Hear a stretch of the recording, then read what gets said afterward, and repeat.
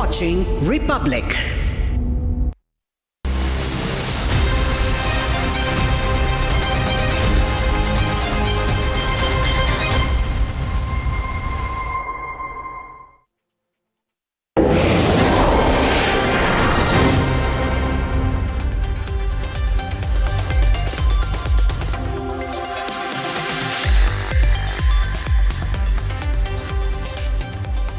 Hi there, good evening.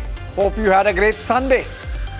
Welcome to this week's edition of Looking Forward, the show that looks forward to news and events happening over the coming days and weeks. Stories that are shaping up and are going to make an impact to your life and mine. So let's get going. The air is thick with the scent of war in the Middle East or West Asia. The United States has mobilized its biggest war machine since the Iraq War. All guns aim at Iran. This coming week and fortnight is crucial. In story number one, we look at Trump's game plan for Tehran. Would the war break out, or both sides pull back from the brink and strike a nuclear deal? Story number two is from the world of domestic politics.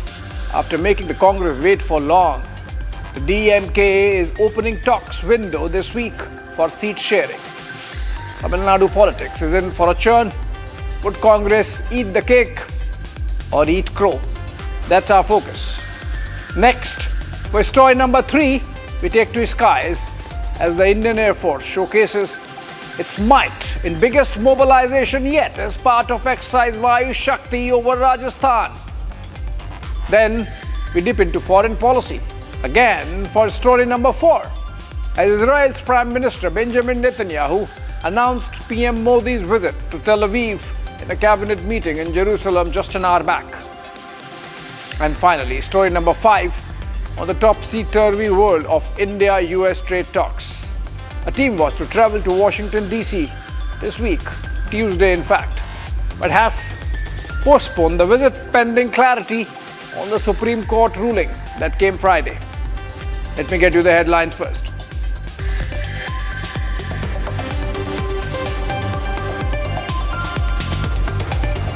Prime Minister Narendra Modi is all set to land in Israel on Wednesday for a landmark standalone visit, his first in nearly 8 years. At a cabinet meeting in Jerusalem today, Israeli Prime Minister Benjamin Netanyahu himself announced the details, including an address by PM Modi of the Israeli Knesset. Netanyahu also talked about a hexagon of alliances within the Middle East with India as a key partner.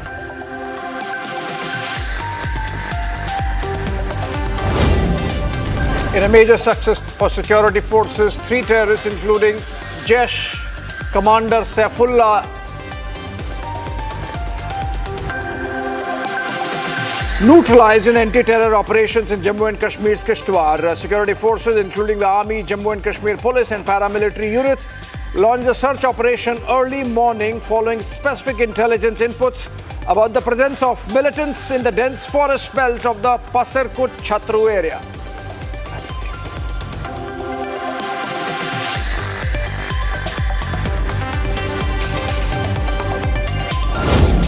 An FIR has been lodged in Prayagraj against Swami Avimukteswaranand Saraswati and his disciple Mukundanand Brahmachari over allegations of sexual abuse of 2 persons, including a minor, over the past year. The action was taken on Saturday after an order passed earlier in the day by the POCSO court in Prayagraj, which directed that a case be registered against Avimukteswaranand based on an application moved by Ashutosh Brahmachari Maharaj and others.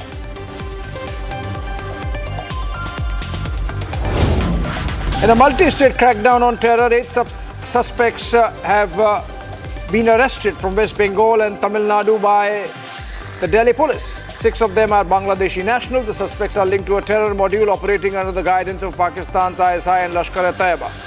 The group was allegedly planning to carry out attacks across India with religious sites in the capital city on their target. 4 suspects had even traveled to the capital ahead of the AI summit. They pasted anti-India posters near metro stations. Were they trying to target India's image during AI summit.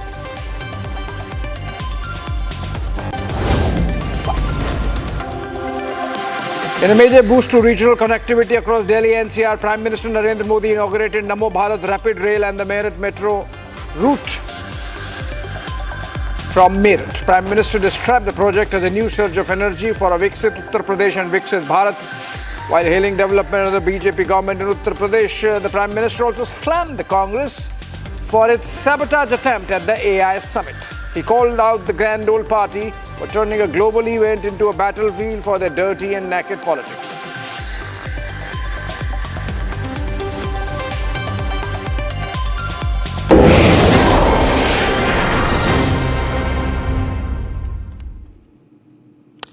Welcome back, friends. Tensions between the United States and Iran have surged to their highest level in years, with a 10-day ultimatum by President Donald Trump looming. The US is considering a limited military strike while Iran prepares a counter option. Diplomacy is struggling with both sides stuck on core demands. The US insists on zero uranium enrichment while Iran calls it a sovereign right. The Middle East is on the edge, with the Strait of Hormuz a potential flashpoint. India's interests are at risk, with possible impact on oil prices and stability in the Gulf. Let's get granular with what's happening in West Asia with this report. I'm not going to talk to you about that, but we're either going to get a deal or it's going to be unfortunate for them. And you said today 10 days. Have you given them a deadline firm to make a deal? I would think that would be enough time, 10, 15 days, pretty much maximum. A narrow window for peace and a widening path to war. In the last 24 hours, tensions between Washington and Tehran have surged to their highest level in years, as Donald Trump confirmed he is considering limited military strikes against Iran. A 10-day ultimatum now looms, and the Middle East is holding its breath. The U.S. right now is building up a very impressive military armada, and it's meant to send a very clear message to Iran and its government that the U.S. is not, or at least the Trump administration, is not going to spend years and years negotiating to get a deal that the Trump administration would say is not very good. They want to put pressure on Iran to say, you need to make a deal now. And there is some reporting emerging over the last few hours that there might be some outlines of a deal coming forward. But the military pressure is designed to make sure that Iran doesn't play the game that it is accused of over the last many decades of stringing out negotiations to sort of an endless degree, so that no deal ever comes, or at least it wears down the opposition to get a deal that is much more beneficial to Iran. Despite the drumbeats of war, a narrow window for diplomacy remains. Tehran is drafting a formal counterproposal expected within the next 48 to 72 hours, aimed at breaking the deadlock. However, with the US demanding zero enrichment and Israel moving toward active joint strike planning, diplomats across Europe and the Gulf warn that the region is sliding toward a conflict not seen since 2003. The military buildup by the United States in the region is really intense. It has deployed aircraft carrier strike groups in the Persian Gulf, and fighter jets are ready. And I think that the United States aims and intends to carry out a large-scale operation against Iran, unlike the 12-day war with Israel. In that war, the United States only targeted Fordo nuclear site and took part late in those days of war.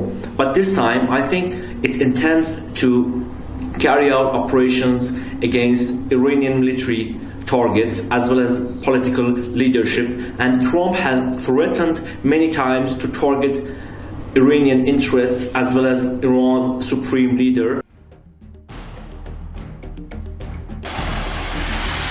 The world's largest aircraft carrier, USS Gerald R. Ford, has been spotted transiting the Strait of Gibraltar, heading toward the Middle East, part of the largest US military buildup in the region in decades. Aircraft carriers, warships, jets, all moving into position. Even as forces mobilize, diplomacy is struggling to survive. See, this situation which is developing in the Middle East or West Asia, as you may call it, this situation is very volatile, because right now, whenever you see such a massive concentration of force, and you can imagine when two aircraft carriers are there and a carrier strike groups are operating in this area with a huge complement of warships, and more than 250 aircrafts are there in this region, as well as in Diego Garcia, the B-2 and B-52 bombers have been deployed, and Tomahawk missiles have been armed right now. The submarines are in place, the nuclear submarine is also there. So we see a very serious warlike situation. Much depends upon the talks which are going on with Iran and the United States. Iran says it is preparing a formal counter-proposal expected within the next 48 to 72 hours in a last-ditch attempt to break the deadlock. But talks have stalled on core demands. Washington insists on zero uranium enrichment, while Tehran calls enrichment and missile development non-negotiable sovereign rights. Both sides sticking to their red lines. And I believe, American economy doesn't permit to go in for a long haul or long war. I don't think, that is... American is still negotiating with Iran. Let's hope, something comes out, some negotiated settlement comes out. Iranians have also submitted a proposal which dealing with the concerns of the American administration. So let's wait and see what happens, Behind the scenes, Israel is watching closely. Israeli officials believe the gap between the US and Iran is unbridgeable and are preparing for possible joint military action with Washington. If it happens, it would mark the second US-Israeli strike on Iran in less than a year.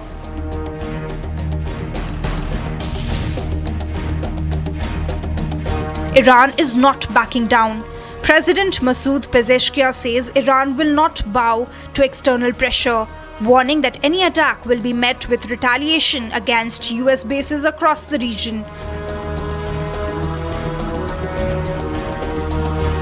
Tehran has also taken a dramatic step, branding the naval and air forces of European Union states as terrorist organizations, after Europe designated Iran's Revolutionary Guards the same.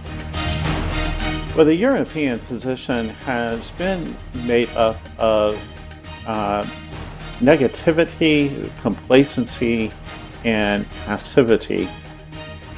Europe has for many decades now been very passive in the face of different threats that it has faced.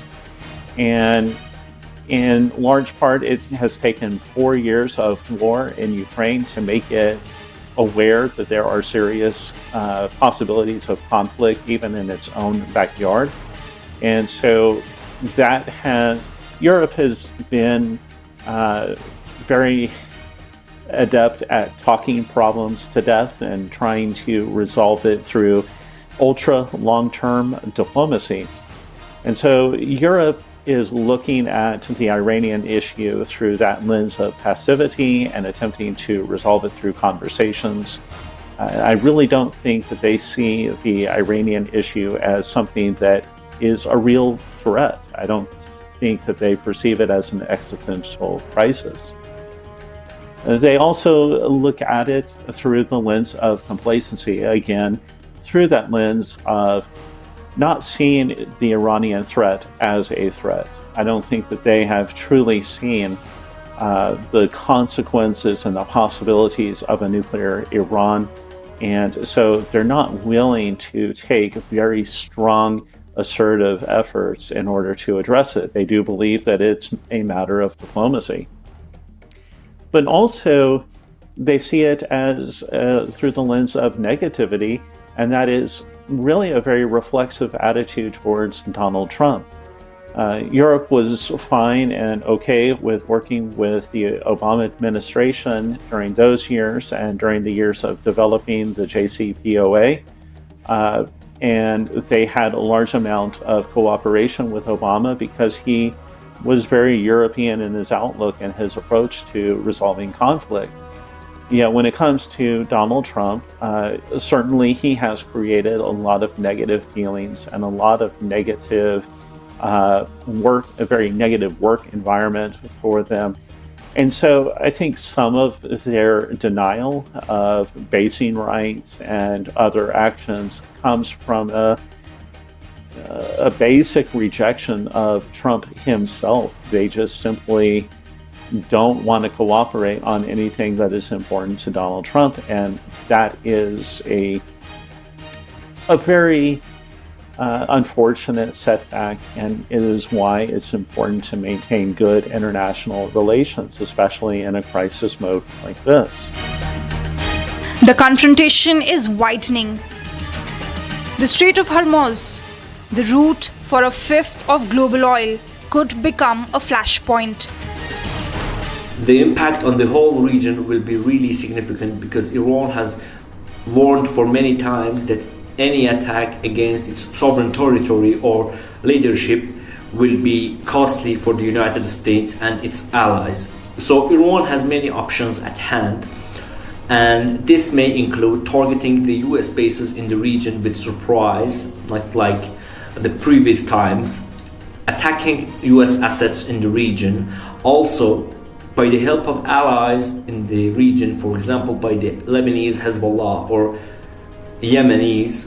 It may target economic infrastructure in the region, and this will be really costly for not just Iran but all the entire nations of the region. There is another option on hand for Iran, and that is closure of the Strait of Hormuz, and that can be conducted by mining the strait and targeting any ship passing by.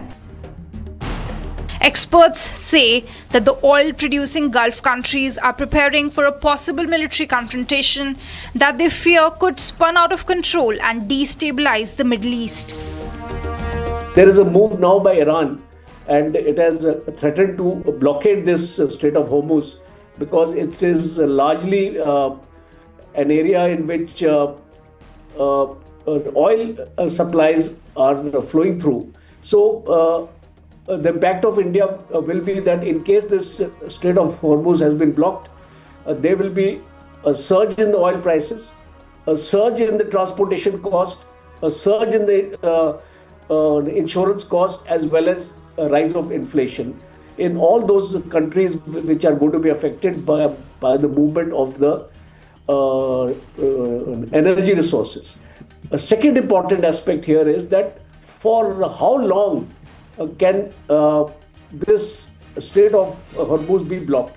Because in my assessment, it will be only a temporary kind of a situation, because in case the United States decides to reopen this Strait of Hormuz, even if mines have been laid down by the Iranians, I think they'll be able to do that. So I think this is a short-term kind of a strategy which Iran has to disrupt the traffic in this area. 2 rounds of Iran-US talks have stalled on core issues, from uranium enrichment to missiles and sanctions relief. Reportedly, when Omani mediators delivered an envelope from the US side containing missile-related proposals, Iranian Foreign Minister Abbas Araghchi refused even to open it and returned it. US doesn't want to get into a war-like situation, because if you look at the objective, what is the political objective or the political aim of Donald Trump? A political aim is a regime change. He will not be able to carry out this regime change even if he launches airstrikes here. So that part of the aim is lost. There would be drone strikes from within Iran, because try to understand here, there are a large number of Jew population within Iran, and they are a source of intelligence which Mossad and CIA have been using over a period of time. So I foresee that an attempt will be made by the US, in case negotiations don't fructify, to target the political leadership. The IRGC headquarters and the leadership, the air defense centers, the command control centers. So I visualize this kind of strategy being orchestrated by the United States Armed Forces. US Secretary of State Marco Rubio is due to meet Israeli Prime Minister Benjamin Netanyahu on 28th of February to discuss Iran. A senior US official said it would be mid-March before all US forces were in place.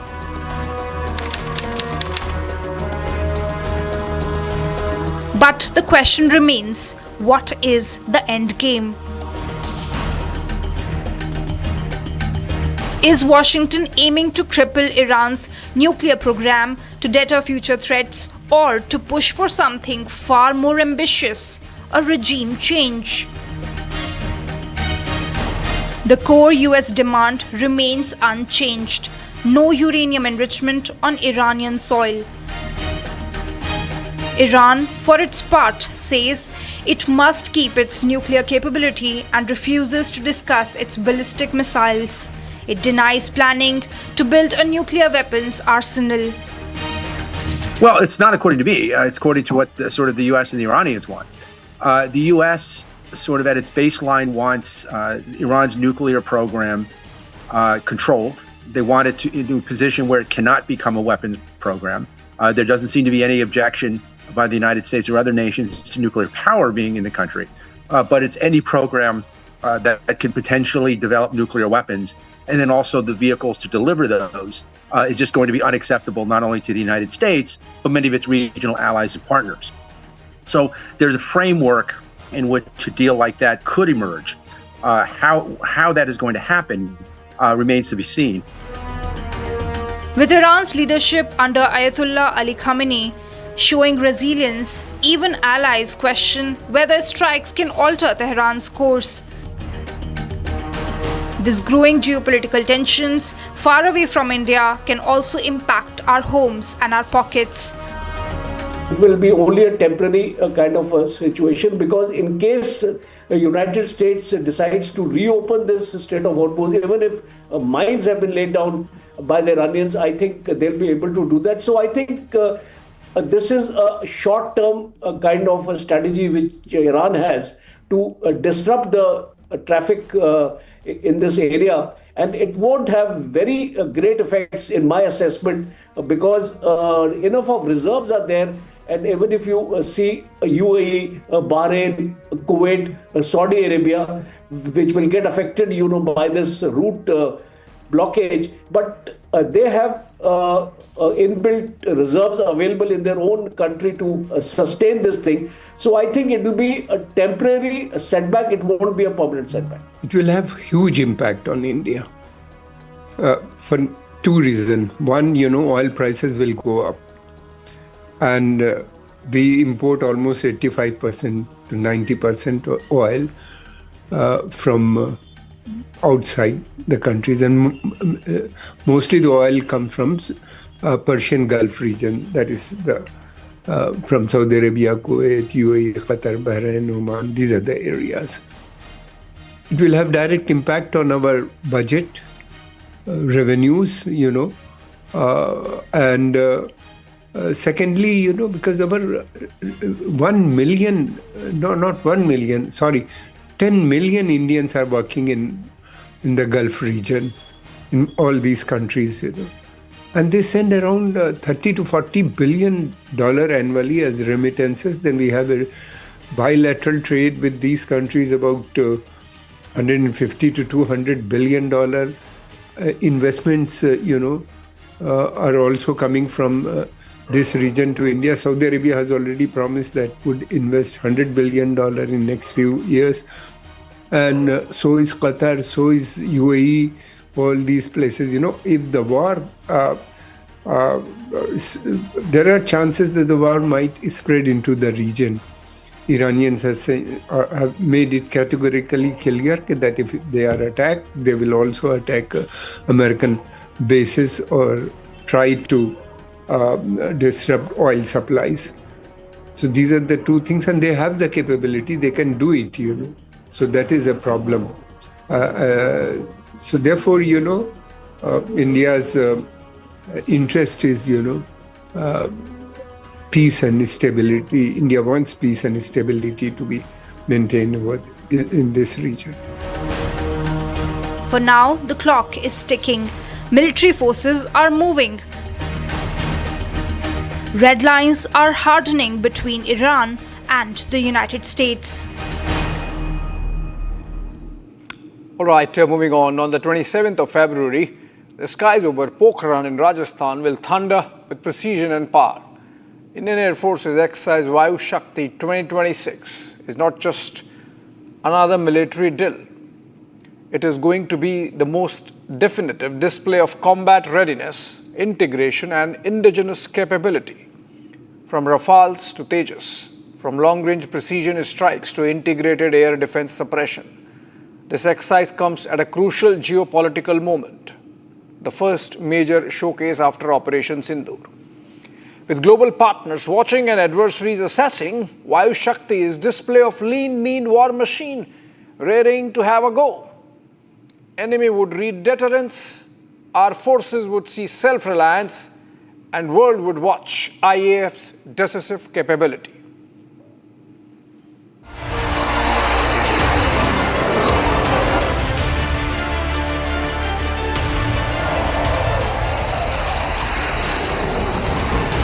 Just last week, Indian Air Force showcased its war machine on the Eastern Front. And now it's time to move the Western frontier. Exercise Vayu Shakti 2026, Indian Air Force's spectacular testament of its roar of strength and precision, is panning out this week.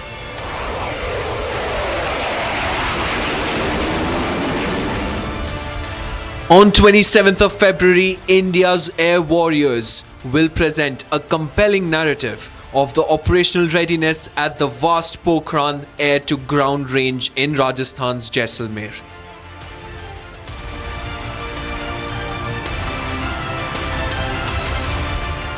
Vayu Shakti 2026 is the Indian Air Force premier fire past demonstration. And it shapes into a very massive show of strength.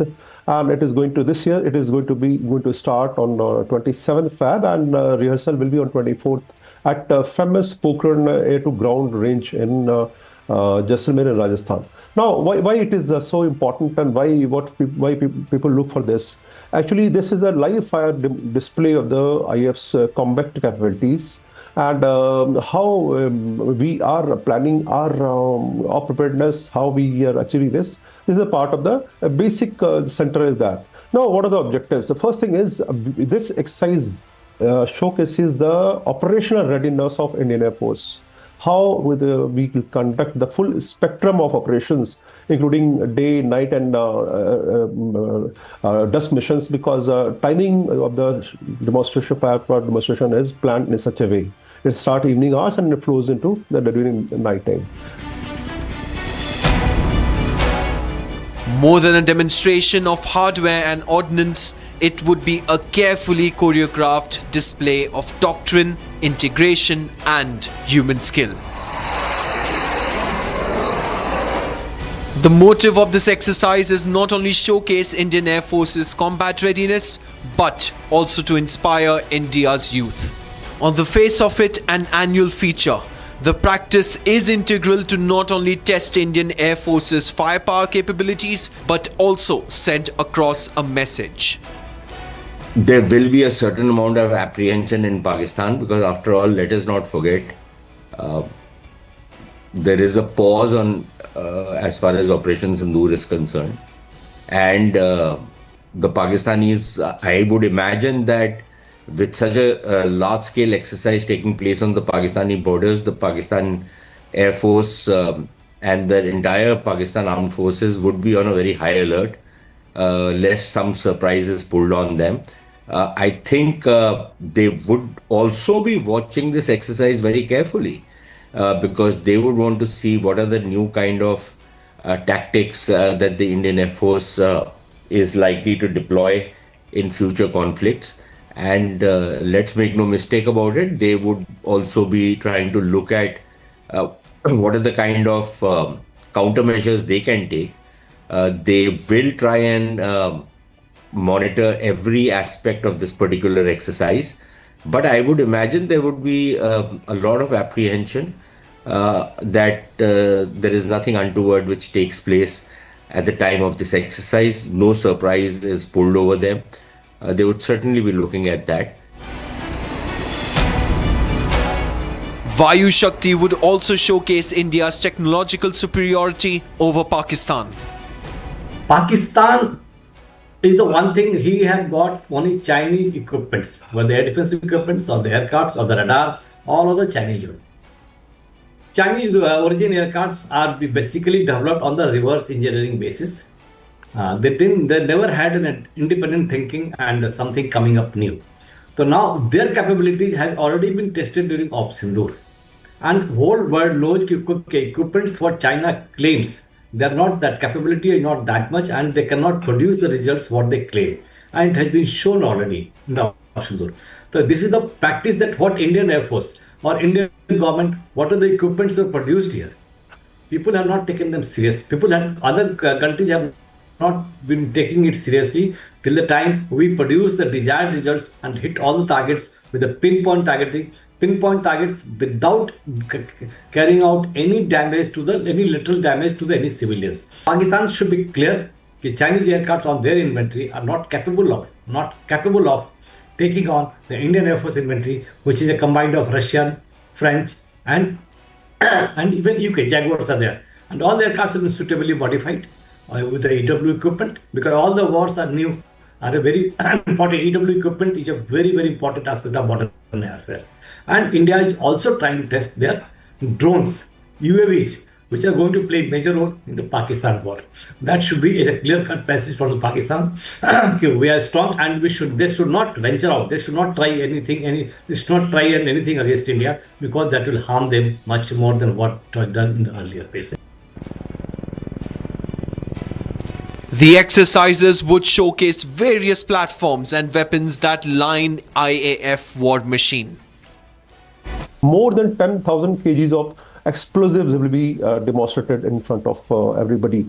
Now, the attraction definitely is Rafale is our hero of the event, as Vice Chief covered in event last week.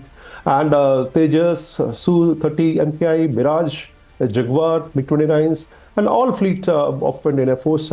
And helicopters definitely are indigenous, Prashant, then Apache, Chinook, and LH Mark 4, Mi-17, V5, which is a burnt-in operated operations expert. And in addition, the heavy airlift capabilities like C-17 Globemaster, Charlie 130 Super Hercules, and the newly inducted C-295, which is made in India only.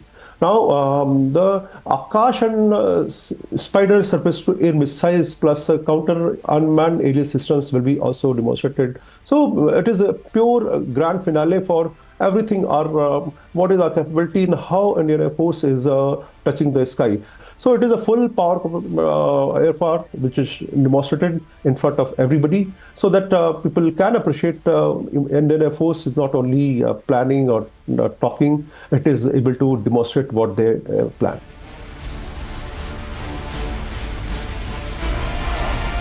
Geopolitically speaking, Being the first exercise after Operation Sindoor, it is bound to leave a mark on the Pakistani soil. Look at the new doctrines of the Indian Air Force, especially if you read the reports about this particular exercise. Some of the assumptions under which the Air Force was working last time around, I don't think those apply anymore. And from what we have read and heard about this particular exercise, this time the next offensive will be on the basis of the doctrinal approach of the government of India, which is that there will be no distinction made between terrorists and their masters, which means the Pakistan Armed Forces. So I think both will be taking place, and they will be looking at it very, very carefully. Special element this year would be the showcasing of Operation Sindoor weaponry, the missiles and the rockets that played havoc with Pakistani targets. So this is the way.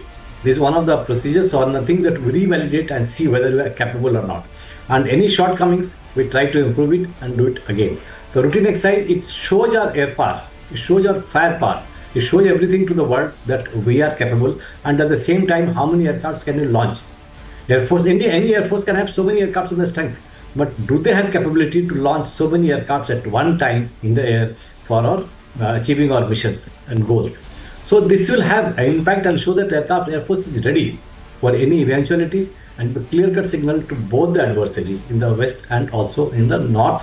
The Air Force, Indian Air Force cannot be taken lightly, and what is performing and how it is re-equipping it itself, how we are doing it, other things, and how they are keeping pace with the development in the technology of other air forces. Witnessing India's air might would be not just those in the forces, but the world, through their ambassadors and defense attaches. The spectacle of integrated high-tempo operations coupled with the stories of skill, discipline and dedication of our air warriors would form an inspirational narrative for young Indians considering service to the nation through the Indian Air Force. By demonstrating the ability to conduct long-range targeting, precision strikes and integrated air defense suppression, the Indian Air Force sends a clear message about its capacity to shape the battle space and deny adversaries freedom of action.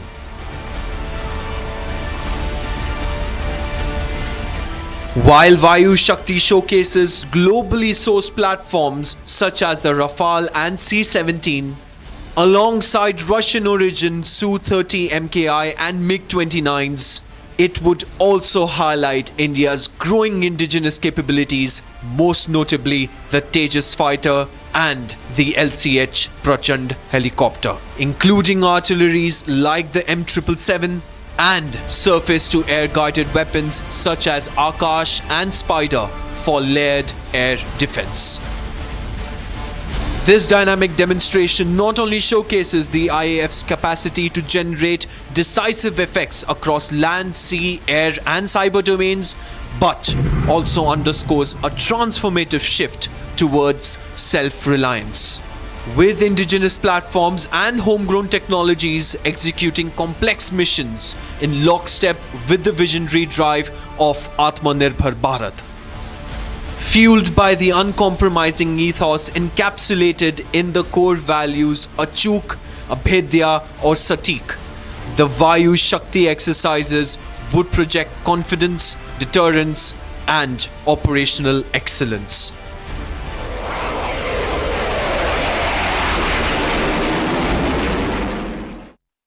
All right, on to some domestic politics. Only last week we saw DMK strike an alliance with the late Vijayakant's DMDK. On the other hand, we have seen the ruling party in Tamil Nadu keep old ally Congress guessing on seat sharing. The DMK even suggested they do not need Congress, giving the grand old party a bout of self-doubt, with the likes of MP Jyotimani expressing it in public. After all the mind games, it seems the two sides are going to be on talks table. For the DMK, it's seat sharing. For the Congress, it's a wish for power sharing. All happening this coming week in Chennai.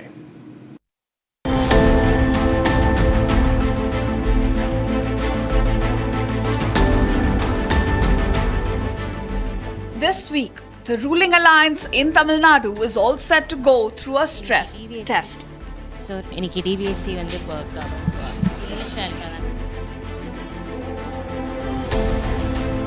The much delayed seat sharing talks are all set between Congress and the DMK in Chennai.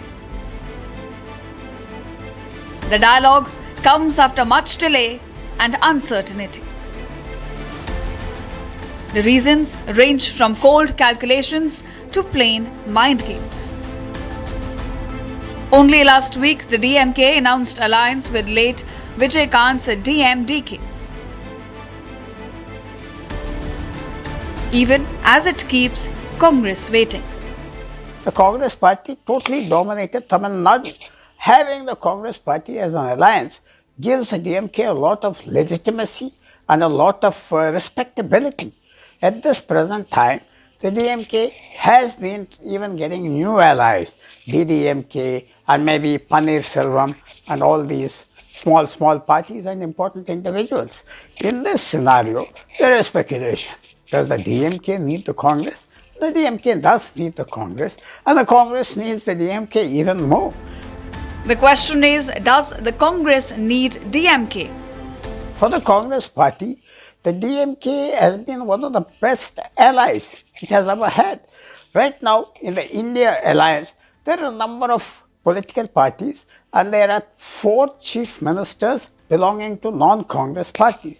Of the 4 chief ministers, it is the DMK which is the strongest supporter of Rahul Gandhi and the India alliance. There is no way the Congress is going to let it go. There has been some speculation. The Congress party is demanding a share in power. The Congress party will go with actor TVK. But all of that is really not true. It is just a little bit of drama to create a little bit of tension and to make the public interested in it and the media interested. This vote transferred math to Congress needing DMK in Tamil Nadu. Of the 41 seats Congress contested in 2016 assembly elections, it only won 8. In 2021, the seats contested were 25, but the wins went up to 18. The strike rate was better in Lok Sabha polls, with the Congress winning 9 of 9 seats it contested in 2019 and 2024. Congress party in Tamil Nadu has no relevance. It lost its punch long ago. But they are riding on the shoulders of DMK for their secular credentials. My understanding is, till today, Mr. Rahul Gandhi did not speak to Mr. M.K. Stalin for seat sharing. There is no senior leader being deputed to Tamil Nadu to talk to Mr. M.K. Stalin. Like, earlier the case, Ghulam Nabi Azad, Digvijay Singh, but only MLA from Goa has been sent, and Mr. M.K. Stalin feels that that is not a match to his stature. Whereas Edappadi Palaniswamy had a meeting with Mr. Amit Shah, Piyush Goyal, all union ministers, and also sat with Prime Minister in a public meeting. Opposition believes this is desperate bargaining. Even though the Congress Tamil Nadu unit is vertically split with 2 opinions. One opinion wanted to go with the new party which is being founded by the actor. The other one wanted to continue with DMK. The alliance had hit a rough patch long back, and the cadres of DMK and Congress are like cat and rats on the ground right now. So this is the last minute effort to save in the name of perception politics. In the game of perception, DMK lost the image that they are a formidable, strong ally to the AIADMK and NDA alliance. So going forward, the end is near for DMK. So it could be like Congress wants to save their skin, and there are desperate measures from Congress to look out for other opportunities. The view of Satya that Congress is vertically split and one section still wants to go with the TVK is seconded by Rajagopalan. Congress is demanding share in power. Congress is demanding, if DMK comes to power, they want some public sector undertakings to be headed by Congress, and they also go one step beyond for panchayat and municipal quota also. DMK does not want to share power with Congress because They say there is no coalition politics in Tamil Nadu. The talk is stuck, but on 28th of February, there is likelihood of Congress and DMK sitting for a sheriff. DMK wants Congress to give it in writing that they don't want to have a power sharing, then only the talks will commence. There is a hitch, there is a stalemate, but Rahul Gandhi or Mr. Stalin should have a connection. Otherwise, the Congress-DMK alliance may go for a toss. Congress is also divided.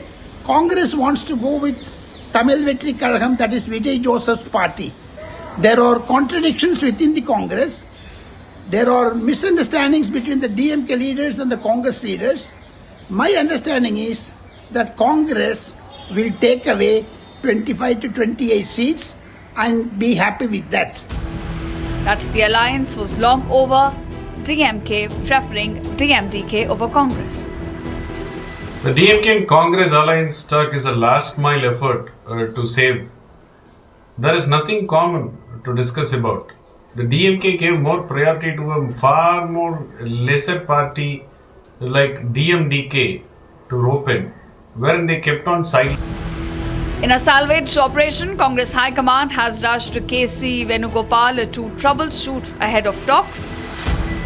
Tomorrow, the Congress and the DMK will be going on the seat sharing, and especially the power sharing talks looms around it. Expected that the leaders of the Congress, the 5 party members which have been sent by the national team headed by Girish Shodhankar, will be having the talks with the DMK leader, who have been the committee members who have decided to have the seat sharing talks tomorrow. However, the final decision will be made by the Chief Minister M.K. Stalin, and the date is coming soon. However, now the Congress and the DMK's power sharing and seat sharing still remains a question. While their alliance is said to be intact by both the leaders, tomorrow's decision would make a great improvement in the alliance talks for the Congress and the DMK. Looking forward to a significant week in Tamil Nadu politics.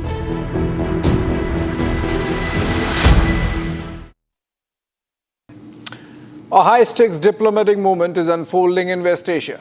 Prime Minister Narendra Modi is all set to travel to Israel next week, a trip being described as strategically significant amid growing regional volatility. The defense cooperation remains hush-hush between the two sides. We know the depths of the engagement on this subject. Then there is a big push for the India-Middle East Economic Corridor, the IMEC. Plus, let's not forget a political point Prime Minister Modi is making by visiting Israel amid opposition attacks over his earlier visit. From missile defense to next-generation warfare technology, this week is expected to push India-Israel ties into a new phase, a new trajectory. Here's a closer look at what's on the table.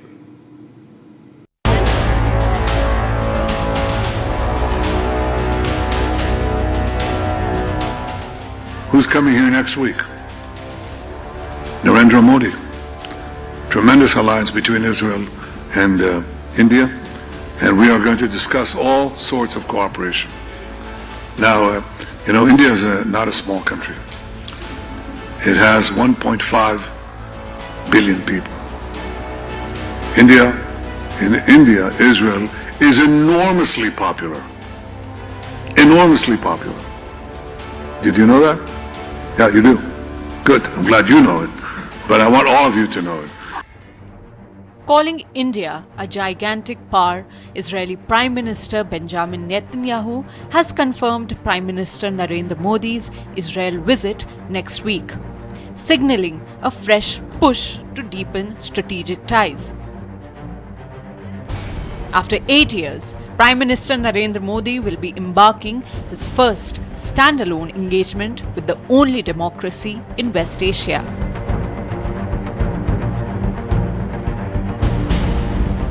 The visit follows sustained engagement between New Delhi and Tel Aviv on security, counter-terrorism, trade and connectivity. The citizens of Israel are deeply moved and incredibly excited to welcome Prime Minister Modi once again. In our eyes, this isn't just a diplomatic visit. It's a celebration of a deep historic brotherhood. The personal trust between Prime Minister Modi and Prime Minister Netanyahu is a strategic accelerator that has officially entered the buyer-seller era. Today, we are not just trading. We are co-developing a digital and strategic Iron Dome and inventing the future on Indian soil. We are ready to share our most sensitive R&D to ensure that together, we don't just follow the future, but we lead it. Both sides are advancing talks on free trade agreement, while consultations continue on the India-Middle East-Europe economic corridor. The timing is significant, coming amid ongoing tensions in Gaza and rising global security concerns. PM Modi's visit is expected to underline India's role as a steady strategic partner focused on security cooperation, economic expansion, and regional connectivity. India is exploring joint development of anti-ballistic missile defense with Israel, which is the key to Mission Sudarshan. Mission Sudarshan was announced by PM Narendra Modi and is at the heart of anti-ballistic missile defense. Israel has developed cutting-edge technologies for missile defense, and this has emerged as the most important part of the warfare in the coming years. That will, in fact, in the recent conflict also with Pakistan, we realized, and in the conflicts around the world, the main emphasis has been on strengthening your missile defense and your capability to launch medium-term and long-term missiles. So I think it is in these areas, as also counterintelligence and other defense areas, particularly new and critical technologies, that India's cooperation with Israel is extremely important. India is looking to buy long-range missiles and loitering ammunition, which can be launched by air, ground, and sea beyond the air defense system of enemy nations. During Operation Sindoor, India used Rampage missiles, Palm 400, Harpy and Harop, kamikaze loitering ammunition against Pakistani targets and nearly wiped out enemies' Chinese-built air defenses with strikes as deep as Islamabad.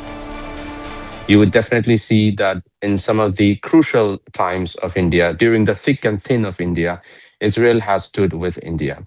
So I would definitely go by the India's national interest. Being a Muslim, I definitely believe that India's national interest comes first. And I could see that a lot of people have been talking about it. And in fact, some of them are opposing PM Modi's visit to Israel. But when it comes to the national interest, I definitely believe that what PM Modi is doing right now is in India's interest.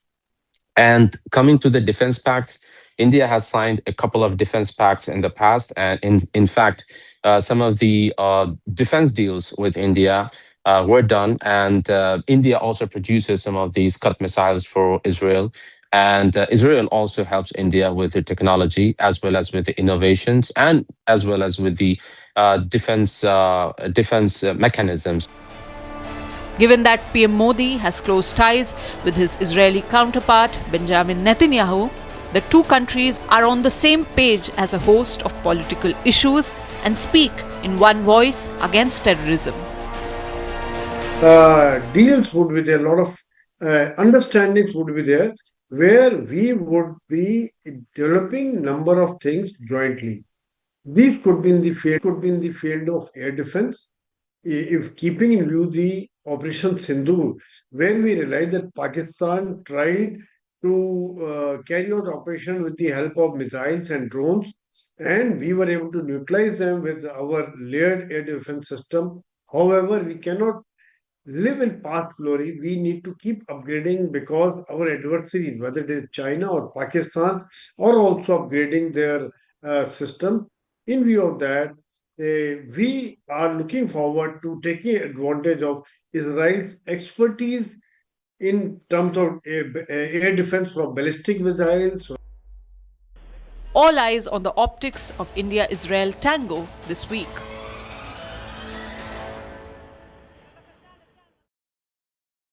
All right, friends, this is what we could pack for you in this edition of Looking Forward. All this is, of course, you should look forward to over the coming week. A short break. News is back on the other side. And tomorrow, 8 p.m. prime time, be there with the editor-in-chief Arnab Goswami for the hottest debate of the day.